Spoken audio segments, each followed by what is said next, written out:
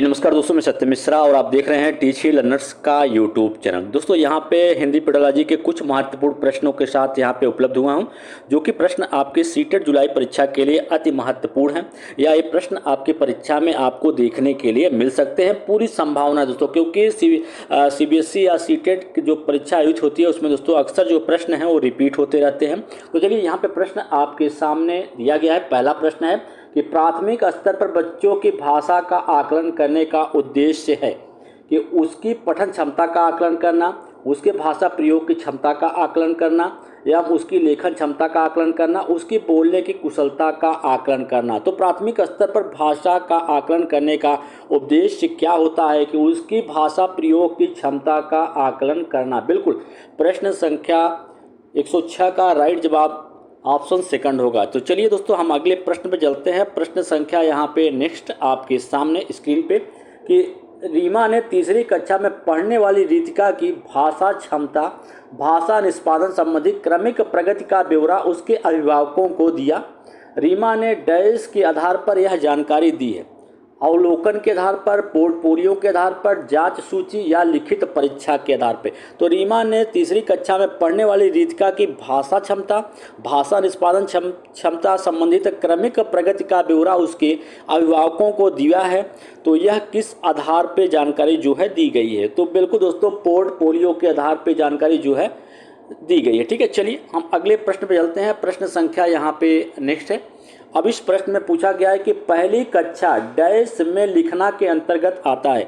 पहली कक्षा डैश जो है लिखना किसके अंतर्गत आता है? बिल्कुल दोस्तों, इस प्रश्न का राइट जवाब क्या होगा कि वाक्य लिखना, शब्द लिखना, अक्षर बनाना या चित्र बनाना। तो पहली कक्षा में चित्र बनाना भी लिखने के अंतर्गत ही आता है। तो इस प्रश्न का राइट जवाब ऑप्शन नंबर 4 होगा।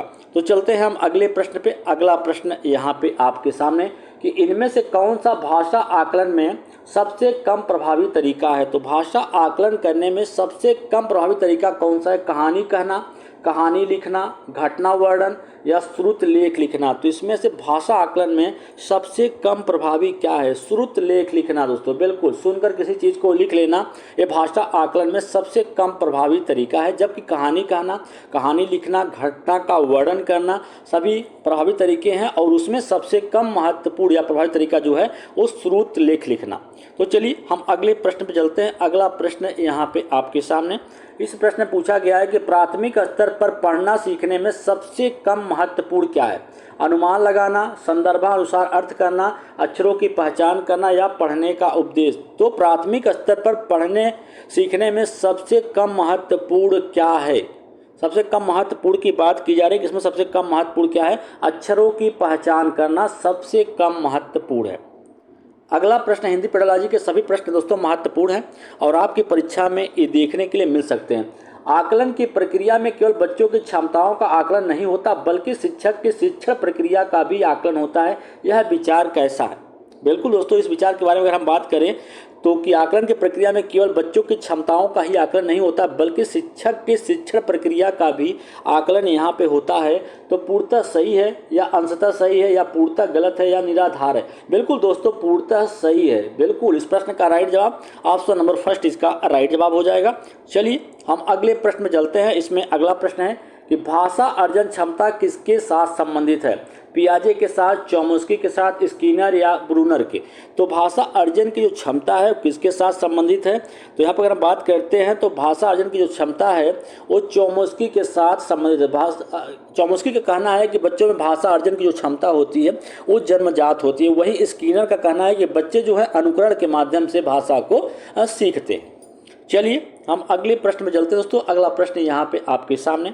इस प्रश्न में पूछा गया है कि प्राथमिक स्तर पर भाषा सीखने में भाषा संबंधित कौन सा संसाधन सर्वाधिक महत्वपूर्ण है? कंप्यूटर, बाल साहित्य, समाचार पत्र या टेलीविजन? तो प्राथमिक स्तर की बात की जा रही है, तो प्राथमिक स्तर पर भाषा सीखने में भाषा संबंधित कौन सा संसाधन जो है सबसे महत्वपूर्ण है? तो बाल साहित्य जो है सबसे महत्वपूर्ण संसाधन है।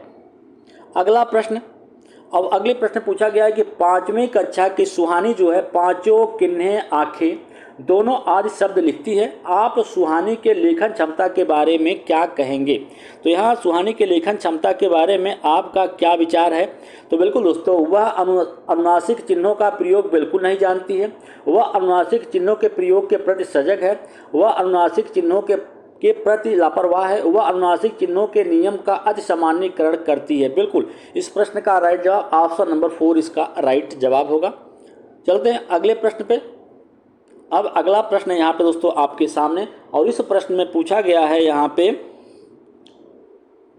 कि बच्चे अपनी मातृभाषा का प्रयोग करते हुए हिंदी भाषा की कक्षा में अपनी बात कहते हैं, यह डैश है, स्वाभाविक है, निंदनीय है, विचारणीय है या अनुचित है?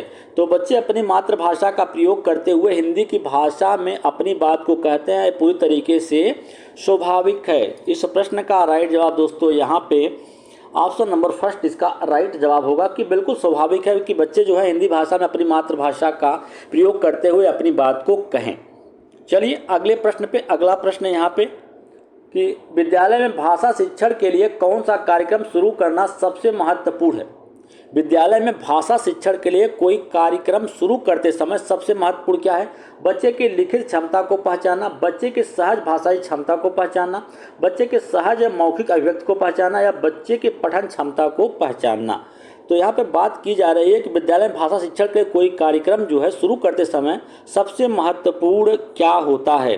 तो सबसे महत्वपूर्ण की बात की जा रही है, तो सबसे महत्वपूर्ण यहाँ पे है कि बच्चों की सहज भाषाई क्षमता को पहचानना। बिल्कुल इस प्रश्न का राइट जवाब ऑप्शन नंबर सेकंड होगा। चलिए हम अगले प्रश्न में चलते हैं दोस्तों। अगला प्रश्न है यहाँ पे, और इसमें पूछा क्या गया है दोस्तों कि यहाँ पे पूछा गया कि बहुभाषिता हमारी पहचान भी है और हमारी डैश व डैश का अभिन्न अंग है। सभ्यता और संस्कृति का, सभ्यता साहित्य का, सांस्कृतिक साहित्य का या संस्कृति या चुनौतियों का? तो बिल्कुल बहुभाषिता हमारी पहचान भी है और हमारी सभ्यता और संस्कृति का अभिन्न अंग। बिल्कुल इस प्रश्न का राइट जवाब ऑप्शन नंबर फर्स्ट होगा। चलते हैं हम अगले प्रश्न पे। प्रश्न संख्या यहाँ पे नेक्स्ट है कि कई बार बच्चे जब स्कूल आते हैं तो 2 या 3 भाषाओं को डैश और बोलने की क्षमता से लैस होके आते हैं, पढ़ने, लिखने, रटने या समझने। तो इस प्रश्न का राइट जवाब दोस्तों क्या होगा कि कई बार जब बच्चे विद्यालय आते हैं तो 2 या 3 भाषाओं को डैश और बोलने की क्षमता के साथ आते हैं। तो यहाँ पे इस प्रश्न का राइट जवाब दोस्तों होगा समझने और बोलने की क्षमताओं के साथ आते हैं। बिल्कुल इस प्रश्न का राइट जवाब ऑप्शन नंबर 4 होगा। तो चलिए हम अगले प्रश्न में चलते हैं। प्रश्न संख्या यहाँ पे नेक्स्ट है। यहाँ पूछा गया कि प्राथमिक स्तर की पाठ्य पुस्तकों में कार्टून, भाषा शिक्षण, भाषण विज्ञान आदि बच्चों के भाषा क्षमता को विकास में डैश हैं, सहायक हैं, बाधक हैं, निरर्थक है या अनुपयोगी है? तो प्राथमिक स्तर की पाठ्य पुस्तकों में कार्टून, भाषण विज्ञान आदि बच्चों के भाषा शिक्षण विकास में सहायक हैं। बिल्कुल इस प्रश्न का राइट जवाब ऑप्शन नंबर फर्स्ट इसका राइट जवाब होगा। चलिए हम अगले प्रश्न में चलते हैं। अगला प्रश्न यहाँ पे किसी विषय को सीखने का मतलब है कि उसकी, किसी विषय को सीखने का मतलब है कि उसकी डैश को सीखना, उसकी डैश को सीखना। बिल्कुल यहाँ पे बात करें तो इस प्रश्न का राइट जवाब दोस्तों होगा कि अवधारणाओं और शब्दावली। बिल्कुल किसी विषय को सीखने का मतलब है कि उसकी अवधारणाओं को सीखना, उसकी शब्दावली को सीखना। तो इस प्रश्न का राइट जवाब ऑप्शन नंबर 3 इसका राइट जवाब होगा।